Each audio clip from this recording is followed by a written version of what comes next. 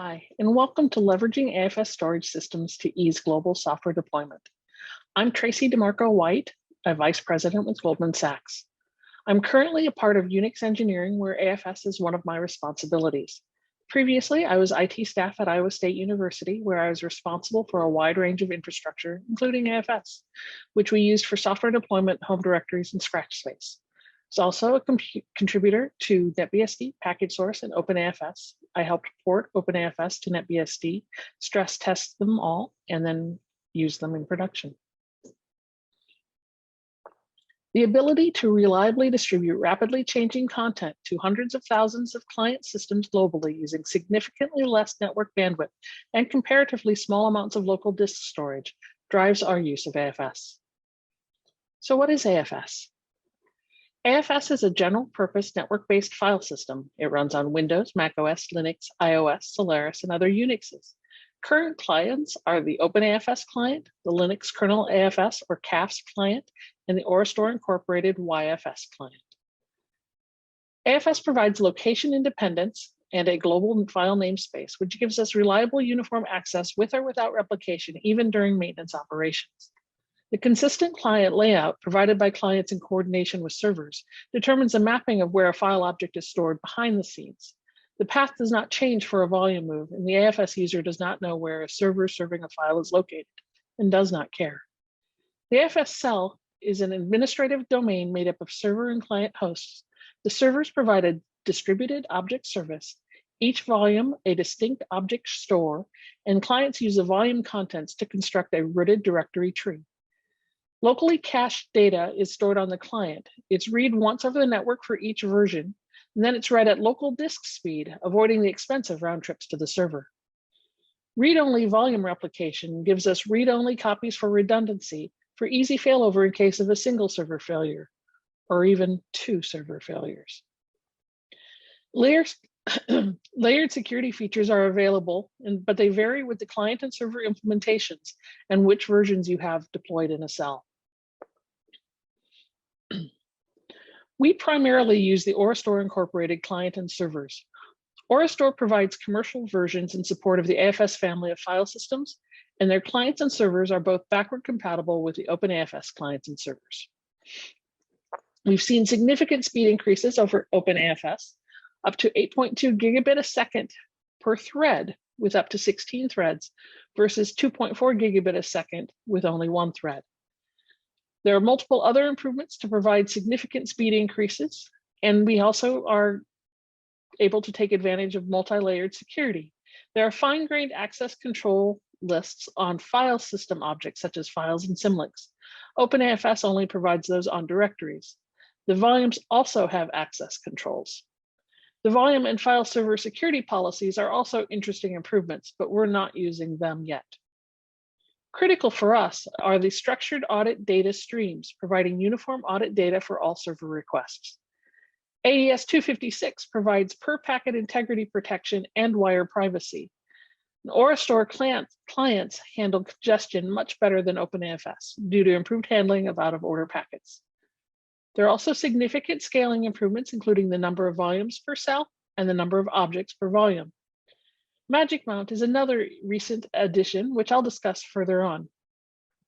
Not all of the features are available in a mixed OpenAFS or StoreFS cell. So why do we use AFS? We use AFS to provide software distribution at scale to hundreds of thousands of servers deployed throughout private and public cloud, managed by separate units independent from the AFS engineering team. AFS allows distribution of tens of terabytes of software to these clients using less than 10 gigabytes of local space on each, with close to the speed of local disk, supported by 3 to 6 AFS file servers per cell. So why do we use AFS? We use AFS for our last mile delivery of software packages. Read-write changes happen over time. Related changes become visible to the client systems through read-only volumes simultaneously, giving us an atomic sub-minute software deployment.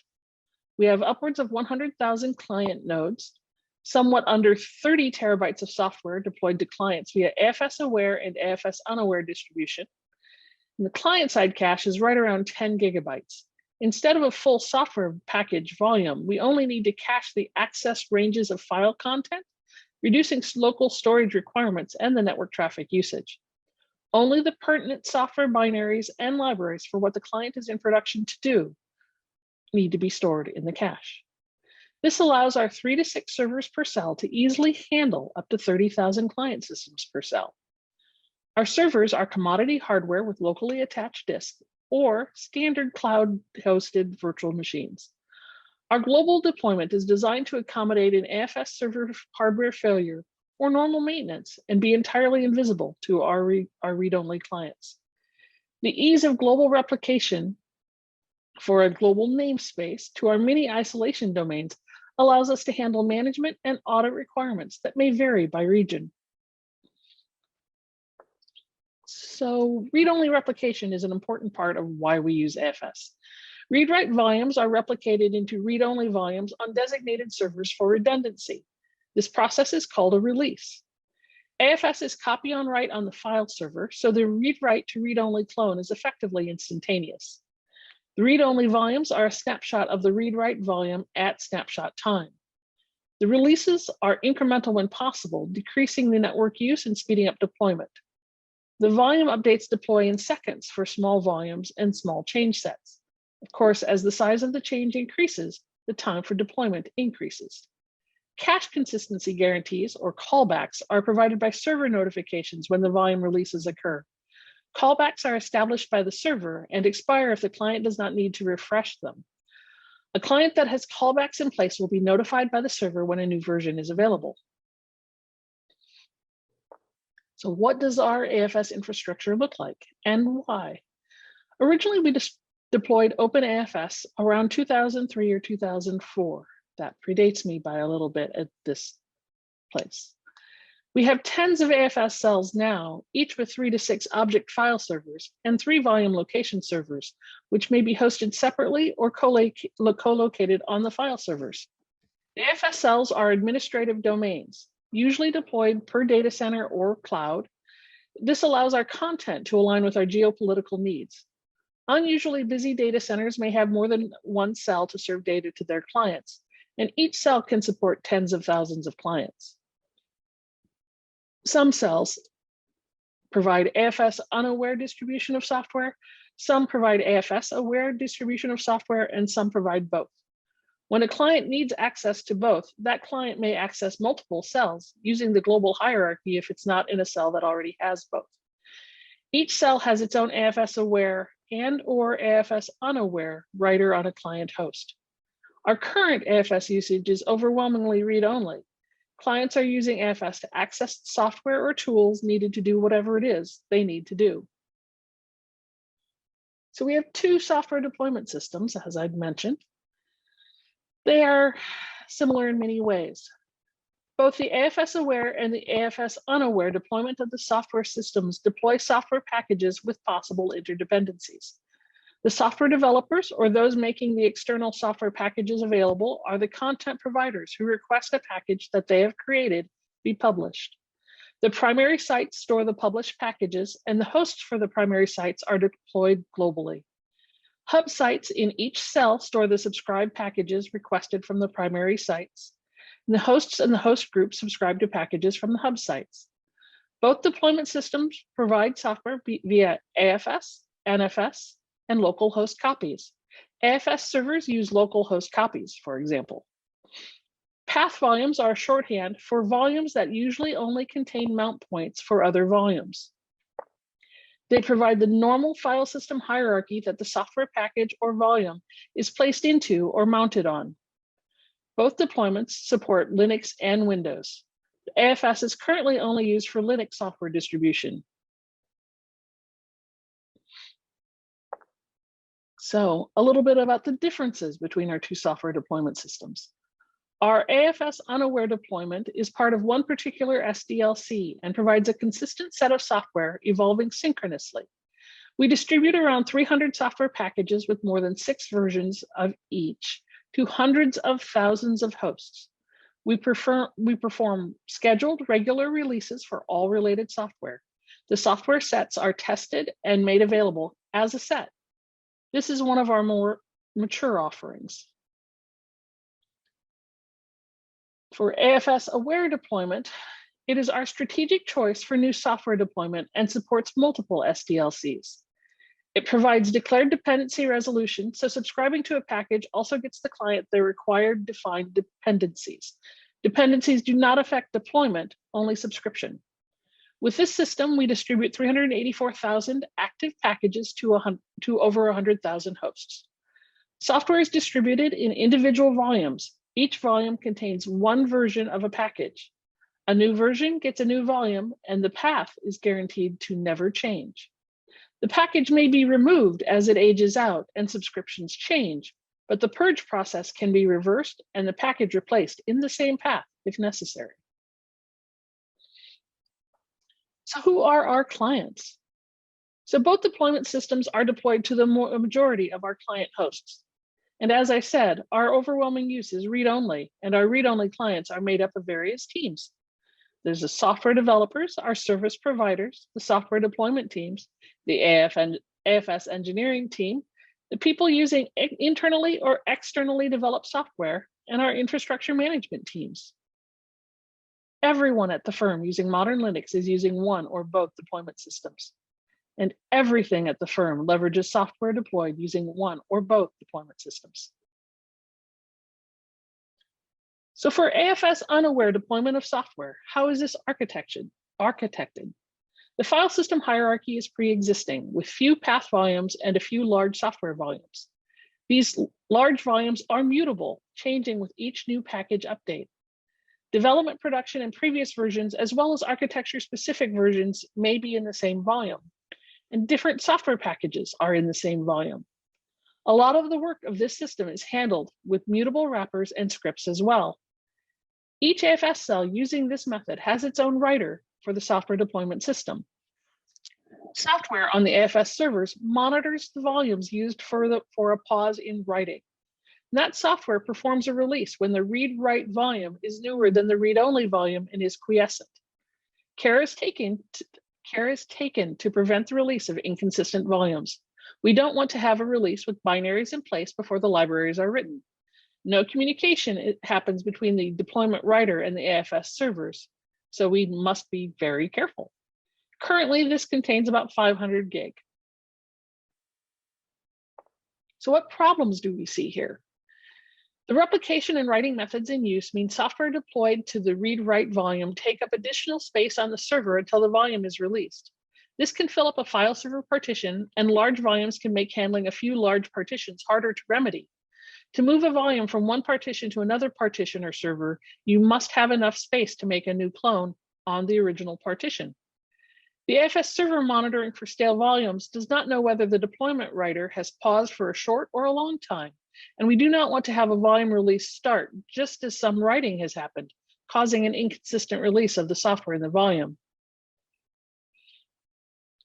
All OpenAFS clients and older OraStoreFS clients require a 10-minute pause between releases of the same volume, or the client may see errors about the files that should be available. And larger volumes take longer to replicate between servers as there are comparisons made as part of the volume replication to ensure the replication is complete. We also have resiliency requirements that require 3 copies of each volume. This allows a file server outage to not affect our read-only clients, as at least 2 copies would still be available. Replication takes 1 or more read-only copies of a volume offline at a time until the release is complete, and an outage during replication may have only 1 volume available for a short time, and a hardware outage during that window could also be problematic. So how is this being re-architected? The deployment writer is becoming AFS-aware. The deployment writer releases the volumes, pauses the writing for the release, and then continues. It can decide when to wait and when to keep going, and it knows all of the moving parts for this. We have faster package releases and faster software availability to our customers. We are starting to put individual software package versions each into their own volume. The deployment writer is creating the volumes for each package and version, and with fewer large volumes, there are fewer large volume releases. Reducing the size of the larger volumes as older package versions are deleted and newer package versions iterate into their own volume is our end goal, because fewer packages in a single volume mitigates against serial changes in one volume, avoiding the 10-minute release delay. A few path volumes may still see repeated changes due to the volume mount points needing release. And all of these changes are in service of a plan to grow to 5 terabytes. So AFS-aware deployment of software. How is this architected? So each package version is written into a separate read-write volume created by the software distribution writer as needed. Each software package version volume is immutable once it is written. This is a client guarantee that the software will not change once it is destroyed. This also means that a volume only needs to be released once. The writer is AFS aware, it monitors partition-free space and decides where to place each volume to use space appropriately. The writer then performs a release when the package writing is complete. As new package versions are deployed, the path volumes are modified to host mount points for new volumes. However, this method uses multiple path volumes to spread the need to release the path volume across them. For example, we may have a JRE path volume with all the versions of the Java runtime environment mounted in that path volume. The volumes written are small, released only once for packages, and released as needed for path volumes. A symlink tree is then created from the dedicated path into the AFS hierarchy. What problems do we see here? So OpenAFS and older ORSTORFS clients require a 10-minute pause between releases of the same volume. Path volumes can see rapid changes due to volume mount points needing release being created. For example, deploying a new JRE for RHEL 6, 7, and 8 might mean those volume mount points are all changed within a very short period of time, but the path volume cannot be released more frequently than once every 10 minutes. The order of volume release is also critically important. Path volumes must be released after the package volume so that the package volume is available to be mounted. Failure of the AFS server hosting the read-write path volumes prevent further releases of the software as well, as the deployment writer cannot continue writing without the read-write path being available. So how is this being re-architected? We're using the ORSTORFS feature Magic Mount, and we treat AFS as an object store. /AFS /.@mount/cell/volume is treated as a normal AFS mount point. But AFS, which is the normal global AFS path top level, is then followed by the .@mount, which signifies Magic Mount. The cell is replaced with the name of the cell that the local client should use for software packages, and the volume name for the software that is the final component of this path. Everything within that volume is then referenced as the normal path following that. This avoids multiple directory lookups that existed due to the paths in use for the deployment hierarchy and AFS. In this case, the symlink tree is then created from the dedicated path to the Magic Mount volume location instead of the path hierarchy formerly in use. One of the features of this is that it removes the need for path volumes entirely for modern ORSTORFS clients. All of the volumes are immutable and only need to be released once. There are no callbacks that need to be broken, so the client caches are relatively static. And with the removal of the path volumes, release ordering becomes a non-issue. And those path volumes are no longer taking up space in the client cache. With these changes, what we've seen is that 50% of our package deliveries complete in 1 minute. Previously, it took around 3 minutes. And 90% of our package deliveries complete in 4 minutes. Previously, it took 13. A client must be upgraded to the current ORSTORFS client to take advantage of Magic Mount enabled software deployment, but we have well over 100,000 hosts at the latest release. So what issues are we seeing and how are we mitigating them? Magic Mount made visible a software anti-pattern, the use of .. for binary and library path lookups, as well as looking for other files. lib was very common, as was index.html and various Python libraries. This caused a 500% increase in the volume lookup rate, as the clients would look up a volume ID for a volume that did not exist. These lookups also went from taking a thousandth of a second for an existing volume to taking a second, as the volume location server effectively had to go to disk to verify a volume did not exist, and these were repeating frequently. The rollout of Magic Mount unintentionally gave our clients the ability to mount a distributed denial of service attack on our infrastructure. In order to mitigate this load on our infrastructure, we rolled back the rollout of Magic Mount somewhat. Orastore worked to add a negative volume name to ID lookup caching service to the client and the server, allowing for caching of the non-existence of a volume, reducing but not removing the need to go to disk to verify the lack of existence of a volume. We also separated the AFS file servers from the volume location servers in larger cells so that the impact of the volume location server load would not affect the ability of the file server to serve files.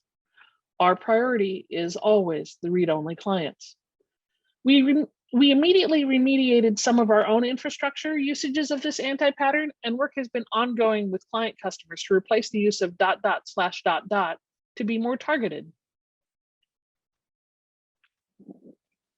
So what other issues are we seeing? AFS file servers are mostly cattle, not pets, but the hosts holding the read-write volumes are special. Magic Mount removes most of the need for the read-write volume for AFS-aware deployment of software, but we still have older clients that cannot use Magic Mount. And Magic Mount is not yet an answer for AFS-unaware deployment. Another issue is the growth of what we call the working set beyond the size of the local disk cache. Working set is what we call the size of the software cached by the client for the software that the client needs to use. Increasing the size of a local disk cache implies a host rebuild, and that reduces the available local disk on existing deployments. That can upset some of our clients. They don't have as much space to use after a rebuild in this case. One additional issue, our AFS caching has been good enough that when we deployed to the cloud initially, many clients were still referring to the data center AFS servers. Traffic was contained enough to only be noticed by accident while investigating another issue. So what's next? For AFS-unaware deployment of software, we're looking at creating more path volumes to mitigate against single points of failure inherent in having only a few path volumes and needing the read-write volume to release new software. Avoiding path volumes entirely is still a better choice, but that's a longer-term possibility. We are moving towards single package version volumes as well and having them be immutable. We can create these volumes directly using Magic Mount as soon as we wish to transition to that as well. We may consider a symlink farm as we do an AFS-aware deployment, but that is also further down the road. It is possible we may be able to create immutable volumes directly as read-only, and this would remove the need for a read-write site entirely for anything that is immutable. Unfortunately, for the time being, mutable volumes are still necessary. We are working towards limiting mutable volumes to very few and very small as part of our extracting volumes into their, as part of our extracting directories into their own volumes. Another future step is to coalesce single path volume changes to mitigate the 10-minute pause necessary for older clients. If the writer is aware of multiple changes to a single path volume happening together, it may be able to delay the release until all of them are complete. What's next for AFS-aware deployment? We may be able to start creating the read-only volumes directly. Because the AFS-aware deployment package version volumes are immutable, we don't have to worry about any changes to them. And so creating the read-only volumes directly means that the deployment writer could then create the required number of replicas with no need for releases, and it create them directly on each server. Now, a wish list. On my wish list, it would be cool to have Orastore servers backed by Ceph or an equivalent for increased resiliency, with the possibility of a read-write volume replication. That would be a rather neat feature to have. Also, the ability to mark immutable volumes as such would reduce the need for server promise or callback expiration, and compressed data transfer from the file servers to the clients would decrease our network usage even further. Faster, smaller deltas are always a desired feature. We would like everything to be faster.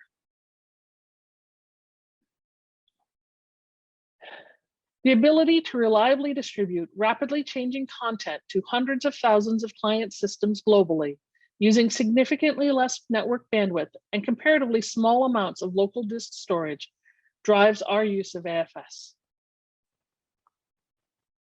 Thank you for your attention today.